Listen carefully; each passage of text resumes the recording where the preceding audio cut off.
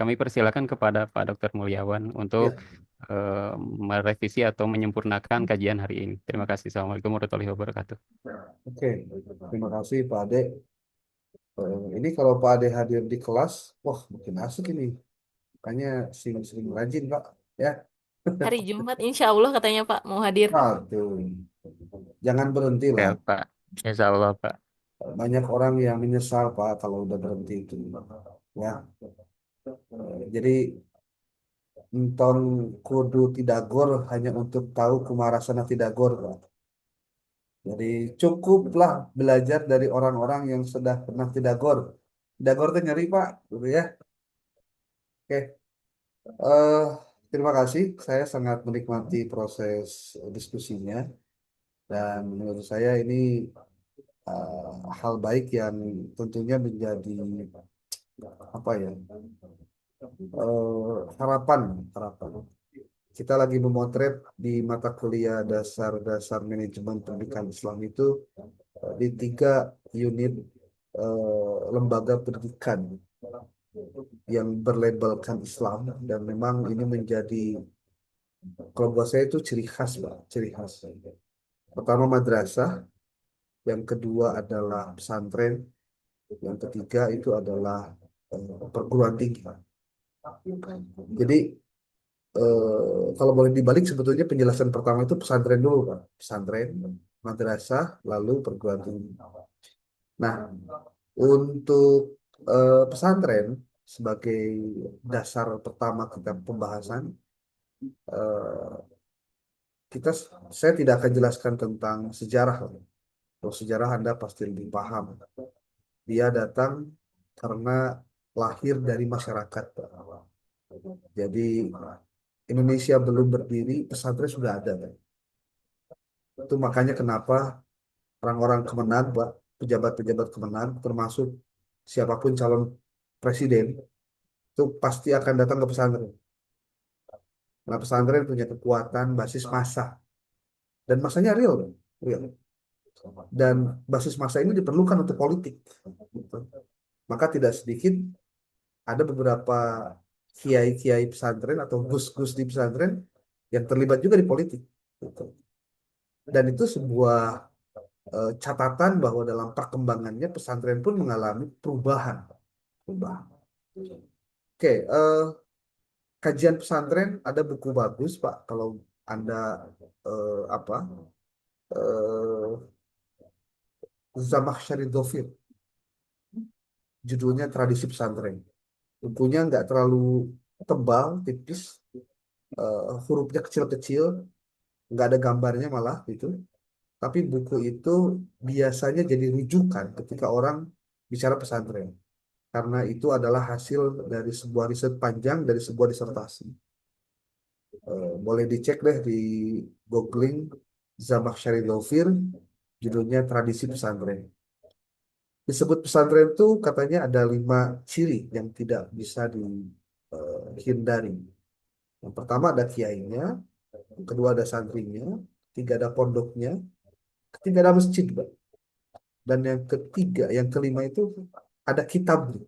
Itu yang tidak bisa dilepas dari sebuah pesantren. Eh,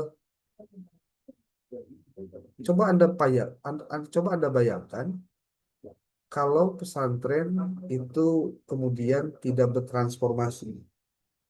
Maka yang terjadi hari ini pesantren akan diisi oleh orang-orang tanda petik hanya sebatas ingin mendapatkan pengetahuan agama saja. Dan itu memang faktanya begitu, Pak. Dari dulu tuh begitu. Pokoknya belajar tidak untuk jadi kiai, belajar hanya untuk bagaimana berkhidmah pada kiai. Maka dalam konsep manajemen di dalam apa di pondok pesantren, gaya kepemimpinannya itu adalah karismatik. Jadi bukan otoriter, sekali lagi, karismatik. Karismatik itu muncul dari adanya karisma yang dimiliki oleh pemimpinnya. Dan ketika bicara pesantren karena karismatik, maka sifatnya sentralistik. Sentralistik, segala titah pesantren itu adanya di kiainya, Pak. Gitu. Nah, kalau kemudian hari ini nampak ada, sebutlah bahasanya, eh, penyimpangan ataupun juga oknum lah. Eh, itu karena faktor apa? Ya, faktornya banyak tentunya. Tapi kalau saya ingin menyebut salah satu faktornya karena memang godaan orang dengan kajian karismatik itu adalah orang menganggap dirinya melebihi orang lain. Yang terjadi yang terjadi adalah ada sebagian orang yang diberikan gift ya, keberkahan dia memiliki terah itu, tapi tidak bisa mempertanggungjawabkan secara moral. Nah, ini kalau boleh saya sebut, ini adalah bentuk penyimpangan yang terjadi akibat dari berkembangnya banyak hal, teknologi, informasi, kemudian juga godaan duniawinya memang lebih tinggi. Makanya kalau Anda lihat, pesantren-pesantren zaman dulu, santrinya tidak bayar, kiainya pun tidak minta bayaran, tinggal di pesantren yang penting ada pengajiannya dan tujuannya adalah untuk menimba ilmu kiai. Dari mana mereka bisa bertahan? Mereka bertahan karena mereka memiliki lahan. Biasanya lahannya lahan karena agraris, ada sawah, ada ternak. Itu mereka menggunakan itu sebagai bahan untuk bisa survive. Kalaupun kemudian ada ke ya sebutlah kerohiman dari santri untuk memberi kepada kiai, itu lebih pada ingin keberkahan dari kiai. Jadi bukan mau bayar kai kiai ngajinya, bukan. Yang nah, kalau mungkin Bapak Ibu yang belum pernah pesantren, ya mungkin tidak merasakan aura itu. Tapi bagi mereka yang pesantren, kayaknya kenapa kemudian di rumah kiai itu suka banyak makanan, Pak, suka banyak minyak atau apa? Ya karena pengen dinikmati gitu. Dan itu bukan bentuk transaksional. Kalau di kita hari ini kan bentuknya lain, Pak. Tapi bentuknya transaksional. Transaksional adalah bentuk di mana saya kan bayar Anda, gitu. Kalau saya bayar Anda berarti kalau Anda nggak ngajar berarti saya berarti Anda menyalahi aturan gitu. Itu bicara sudah transaksional. Nah, seiring berjalannya waktu pesantren, kalau saya boleh mengatakan jenisnya jadi beragam, Pak. Ada yang pesantren memang basis keilmuan agama tok saja, tidak yang lain. Kemudian ada basic pesantren yang kemudian mengembangkan wirausaha. Kemudian juga ada pesantren yang mengembangkan ke jenjang lembaga pendidikannya yang diperbanyak. Dan saya lihat hari ini lebih banyak di situ, Pak.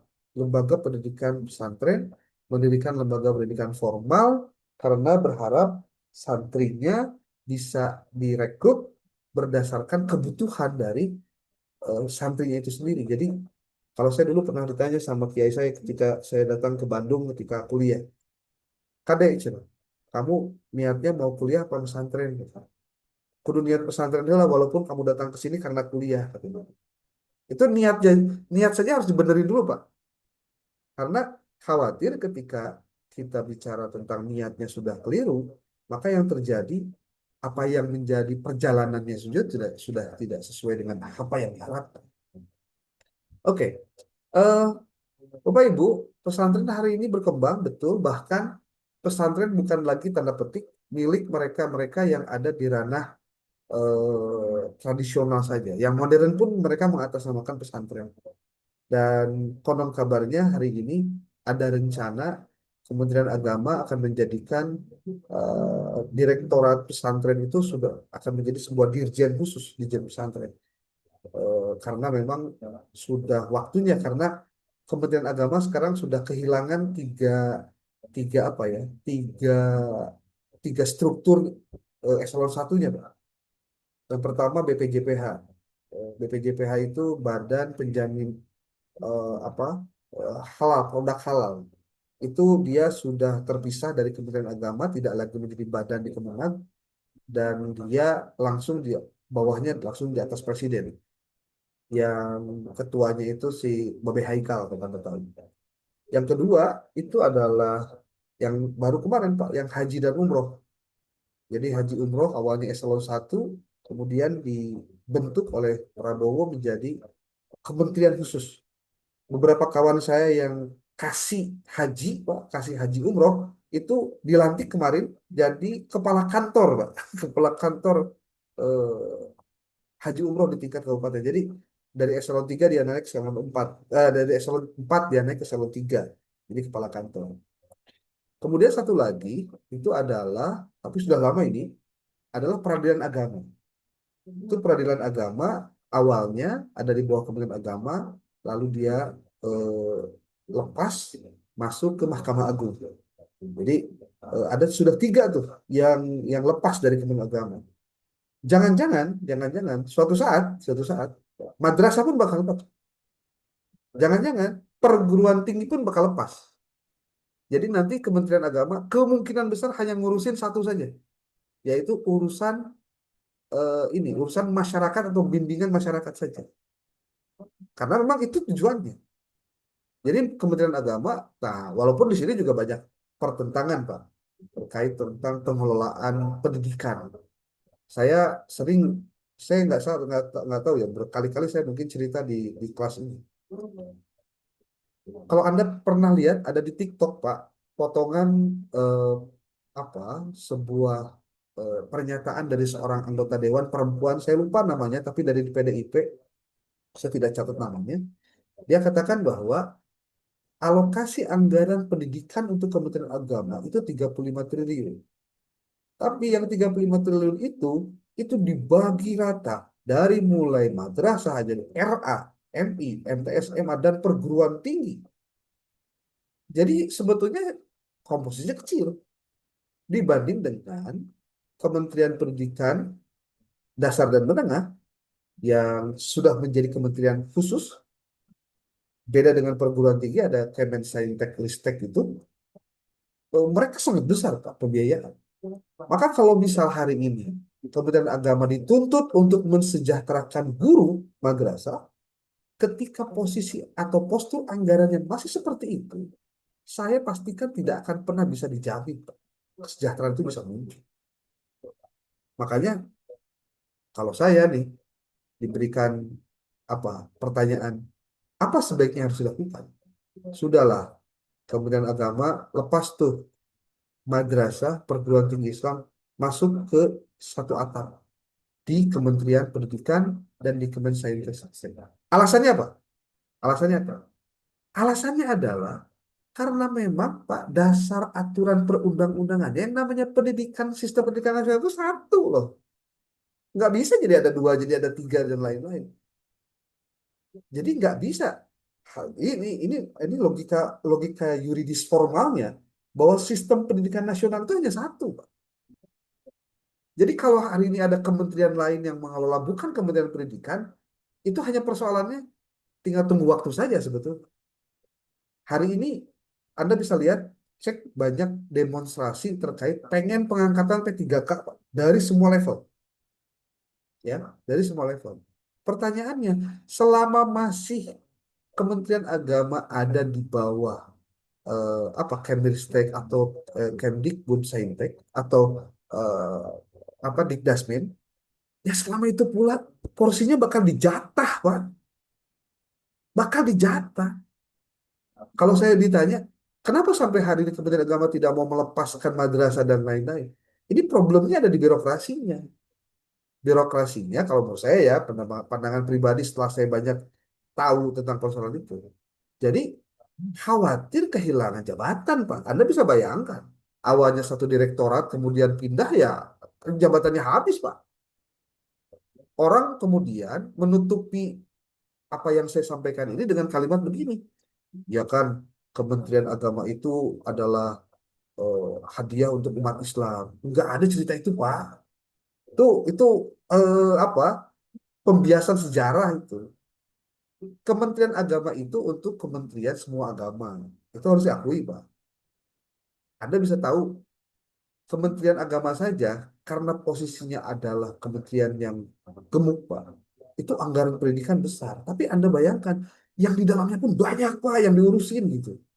Yang termasuk di dalamnya pesantren, yang di dalamnya juga ada madrasah. Bahkan, Pak, PAI saja, guru PAI itu masih dikelola oleh Kementerian Agama. Banyak guru PAI hari ini di kabupaten kota itu tidak bisa pengangkatan karena pengangkatan berdasarkan kuota dari Kementerian Agama. kalau misalkan kabupaten kota ingin dia membuka untuk jurusan PAI, berarti tanggung jawab penggajiannya itu oleh Pemda, Pak. Tapi sertifikasinya tetap oleh Kementerian Agama. Jadi guru PAI itu dia punya dua dunungan, Pak, dua bos. Satu Kementerian Agama yaitu Kasih Pais, satu lagi adalah di Dinas Kabupaten Kota. Kenapa? Karena memang posisi seperti itu. Anda bisa bayangkan itu terjadi sampai hari ini, Pak. Sampai hari ini, ya. Nah, pertanyaannya, bisakah itu dilakukan? Artinya orang-orang di madrasah, di perguruan tinggi, termasuk kalau di pesantren mungkin akan bisa jadi suatu saat masih tetap di bawah Kementerian Agama karena identiknya dengan pesantren. Tapi kalau untuk perguruan tinggi dengan madrasah, saya bisa bisa bisa apa? Bisa jamin jika memang tidak ingin terjadi diskriminasi, sebut saja begitu loh. Anda ya harus ambil sikap, birokrasinya harus beres dulu. Coba Anda bisa, kalau misalkan semua madrasah, semua perguruan tinggi ada di bawah kementerian yang menangani satu saja, maka tidak akan ada lagi cerita pembedaan-pembedaan. Kenapa? Karena sudah satu atap, Pak. Sudah satu, ya satu atap. Anda bisa bayangkan hari ini, ada Pak surat edaran yang dikeluarkan oleh Kemristek Saintek Dikti tentang apa? Jika ada perguruan tinggi yang dosennya sudah menerbitkan artikel di jurnal internasional, itu bisa diklaim Pak, diganti oleh Kemristek Dikti.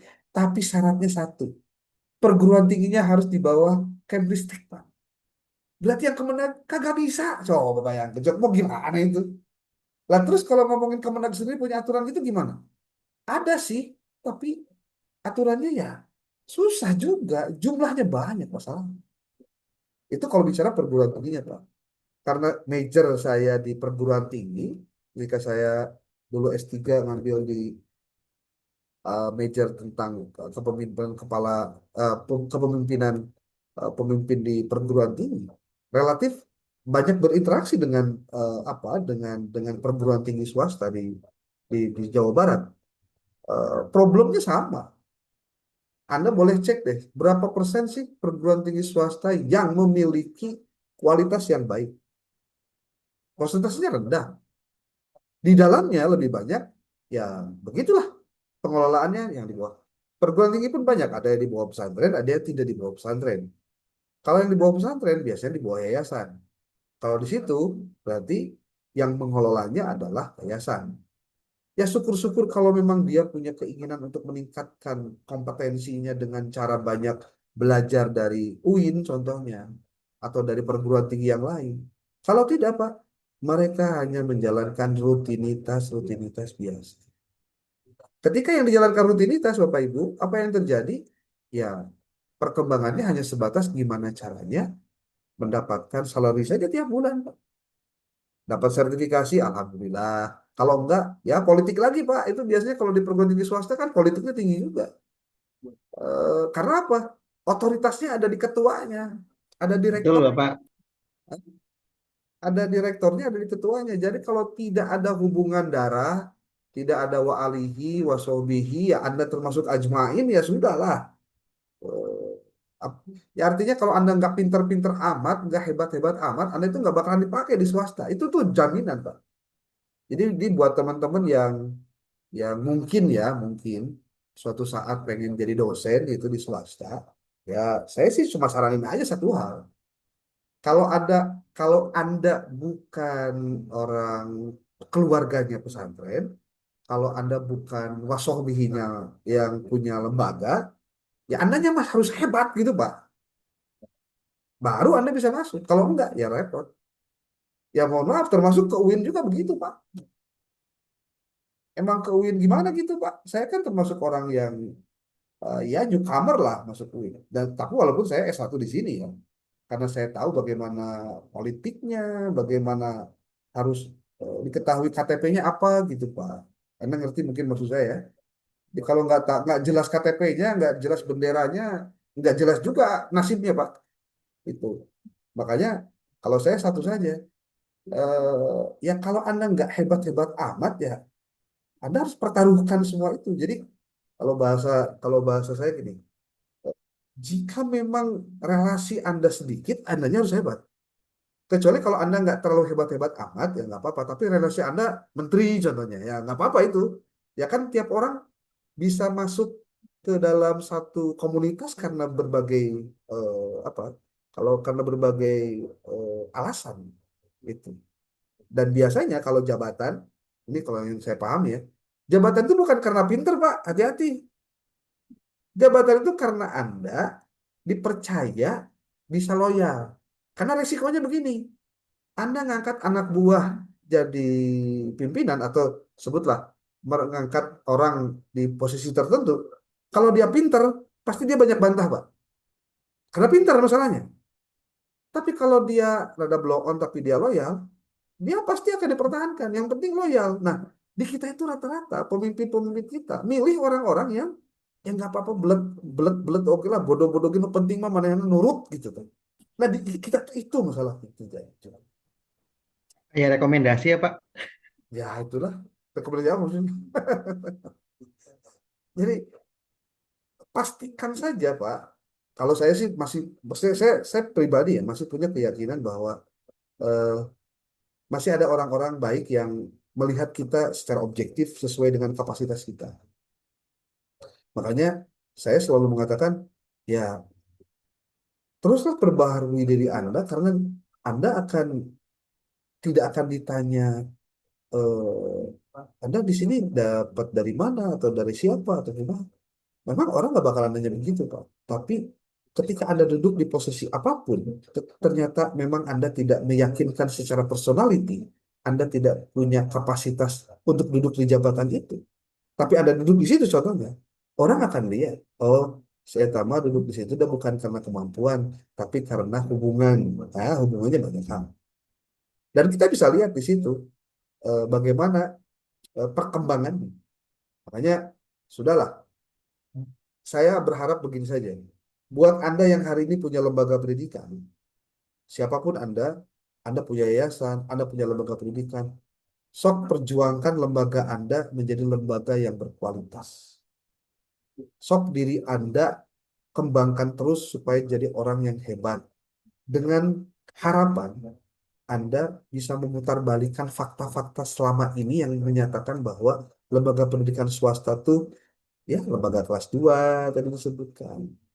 Sekali lagi saya ingin katakan, lembaga yang paling berpotensi untuk maju menurut saya pribadi adalah swasta. Kenapa? Karena orang-orang di swasta itu dia tidak punya persoalan dengan laporan KPK, laporan BPK, audit, nggak ada ceritanya. Jadi kalau dia dapatkan mindset yang benar tentang ngelola lembaga, kemudian dia bisa menghubungkan berbagai stakeholder yang memiliki anggaran untuk pengembangan lembaganya, maka lembaganya akan jadi hebat. Tapi ya itu dia, kita jarang menemukan itu karena apa? Orang tuh terjebak, Pak, ketika dia ada di posisi bahasa Sunda mah sila ipis. Ngerti benar sila ipis, Pak? Jadi sila ipis itu sikap di mana orang sudah tidak lagi berpikir hal-hal rumit, Pak. Jadi dia sudah menikmati zona nyamannya. Nah, itu kalau bahasa saya kampret zone. Jadi kalau di swasta dia jadi pimpinan yayasan atau lembaga kepala swasta yang dia nggak bakalan diganti kecuali mati gitu ya, atau dia dipindahin gitu. Dia akan begitu aja terus, Pak. Nah itu jeleknya itu sebetulnya. Coba kalau misal nih Pak, ini kalau misal, ini saya lihat di Jakarta ada beberapa perguruan tinggi seperti Paramadina University atau Bakri University atau Presiden University yang saya tahu, mereka itu Pak menerapkan pola PNS dalam penggajian. Tapi dalam kurikulum mereka mengikuti industri, Pak. Apa yang terjadi? Mereka lulusannya bisa diterima bekerja di lembaga yang internasional. Akibat apa? Kemampuan mahasiswanya dengan sertifikasinya itu sudah melebihi yang ditargetkan oleh negara. Jadi sebenarnya yang ditargetkan oleh negara itu sebetulnya di level 3 contohnya. Nah, industri itu butuhnya level 7. Nah, maka perguruan tinggi harusnya ngejar kebutuhan industri. Seperti halnya kalau misalkan Bapak Ibu hari ini bicara di kampus contohnya, Anda hanya mengharapkan apa yang didapatkan dari kampus saja, dari dosen saja. Anda tidak kreatif mencari jalan keluar yang lain, Anda tidak membangun relasi dengan orang-orang yang mungkin dari sisi pengalaman dan juga pengembangan lembaganya bisa lebih bagus. Ya Anda nggak bakal dapat apa-apa, Pak. Sementara dunia kerja yang real itu adalah ketika Anda sudah tidak lagi di kampus. Sementara ketertinggalan ilmu kampus dengan apa yang terjadi di industri jauh, Pak. Jauh. Makanya kalau ada mata kuliah internship, menurut saya ini bagus nih. Di apa? Kan Anda belum ya, belum dapat ya, semester 1 belum. Mungkin semester yang akan datang. Nah, dengan catatan begini. Nah, ini juga yang Anda harus pahami juga. Pak, kenapa dulu orang belajar tidak tidak melihat ijazah, tapi lihatnya kemampuan? Kenapa sih ada ijazah? Anda tahu nggak bagaimana sejarahnya ada ijazah? Ijazah itu ada karena sebagai bukti formal, kan? Bukti normatif yang formal bahwa Anda memang tertera sebagai orang yang pernah mengecap perguruan tinggi, baik S1, S2, atau S3. Kenapa tidak kemudian kemampuannya yang apa yang ditontonkan, diperlihatkan? Mungkin dulu-dulu nggak begitu, Pak. Tapi sekarang sudah mulai. Orang tidak lagi lihat ijazah Anda S1 dari mana, S2 dari mana, S3 dari mana. Tapi yang dilihat adalah Anda bisa apa, Anda punya kemampuan apa, Anda leading expertise Anda di mana. Nah itu, Pak. Saya saya melihat itu yang kemudian yang harus membranding diri Anda. Jadi kalau misal hari ini Bapak Ibu jadi mahasiswa di MPI, Anda hanya dapat ijazah Magister Manajemen Pendidikan Islam, toh itu doang. Kalau saya sih rugi, Pak. Rugi. Ruginya kenapa? Karena dunia kerja Anda nanti boleh jadi lebih cepat lagi ketimbang ilmu yang Anda dapat hari ini. Berarti yang Anda harus lakukan sekarang adalah bagaimana belajar dari praktik manajemen pendidikan yang ada di lembaga, yang kemudian diimplementasikan nanti ketika pada saat Anda sudah keluar dari kampus untuk mengejar ketertinggalan. Dan kalau buat saya belajar banyak lah dari banyak membaca, sekarang ada YouTube lah, enak lah sebenarnya. Eh, jangan terlalu khawatir dunia bakal kiamat lama kene Pak, insya Allah ya. Kalau buat saya malah kene ya. Kenapa? Karena kalaupun ciri-cirinya sudah ada, Pak, ciri-ciri sudah ada, sepertinya mudah-mudahan kita tidak mendapatkan itu semua apa eh, dampaknya lah gitu. Tapi mumpung hari ini saya masih bicara dengan ya semester 1 gitu ya, saya berharap Anda tidak terkontaminasi pemikiran ketika kuliah itu hanya gara-gara melihat lulusan alumni siapapun S2 yang bercerita lain tentang S2. Udahlah, buru-buru aja beres S2 dan nanti mah susah mah nuturkeun misalnya kan. Dan S2 makin banyak, Pak. Berarti persaingan Anda juga makin ketat loh. Sekali lagi, Pak, dari dulu juga yang namanya persaingan, dari dulu ya, dari dulu ada. Tapi selama Anda bisa tegak berdiri dengan kemampuan yang dimiliki, ya jangan pernah merasa insecure dengan kondisi zaman. Gitu. Makanya dari mulai semester 1 ini, pastikan tidak lagi bicara hal-hal negatif ataupun juga sebutnya apa ya, eh banyak kekhawatiran gitu Pak. Anda harus optimis, optimis bahwa mata kuliah yang diajarkan itu adalah bekal untuk Anda bagaimana menerapkan itu di kondisi nyata ketika Anda sudah tidak lagi di kampus.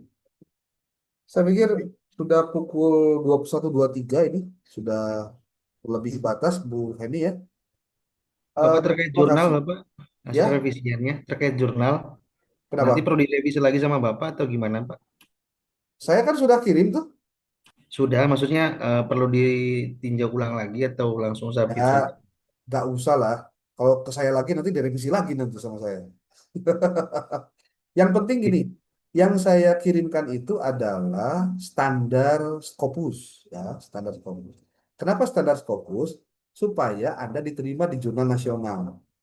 Kalau pakai aturan jurnal Sinta, tulisan Anda udah masih masuk, tapi secara substansi belum masuk. Makanya yang dikomentari itu lebih banyak substansinya, gitu. Makanya ada tuh kalimat-kalimat yang saya tulis itu, jika Anda memang ini adalah untuk tugas UAS dan untuk terindeks Sinta 1, Sinta 3 dan 4, ini sudah lewat ini. Tapi kalau Anda mau masuk di jurnal terindeks yang global, ya berarti revisinya harus diperdalam. Paling tidak 3 hal yang harus direvisi itu. Munculkan novelty, pastikan dia itu muncul secara eksplisit, Pak. Kemudian kedalaman metodologinya juga ditampilkan. Dan yang ketiga itu signifikansi dari penelitiannya. Gitu. Beberapa yang sudah masuk saya sudah kirim balik. Yang belum nanti mungkin bisa request, saya baru buka lagi nanti yang belum. Kan masalahnya kelas ini mah ada 2 ya. Makanya saya suka favorit ini. Ada yang dasar-dasar, ada yang perencanaan. Makanya di judulnya harus jelas dulu judulnya perencanaan atau dasar-dasar manajemen. Karena yang saya pastikan ini baru satu juga, ada yang satu, ada yang sudah 2 gitu maksudnya. Nah, mungkin nanti yang kedua kalau kirim lagi berikan cirinya nama dengan nama mata kuliahnya gitu. Ya. Gitu Pak Adib, sok lah Ya, Bapak. semangat ya, minimal kalau tidak semangat Anda mau mempertaruhkan apa dalam hidup, Pak. Ya, oke. Terima kasih.